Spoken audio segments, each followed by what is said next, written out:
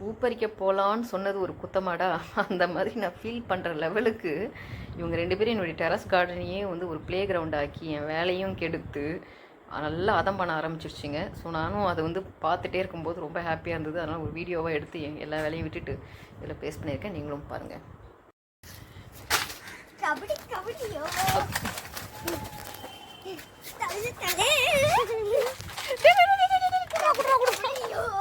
டேய் டேய் குடுத்துடா குடுத்துடாத கபடி கபடி கபடி கபடி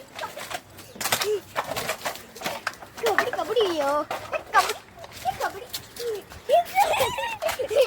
கபடியோ. டேய் குட்டி பையா குடுத்துரு குடுறாத டேய்.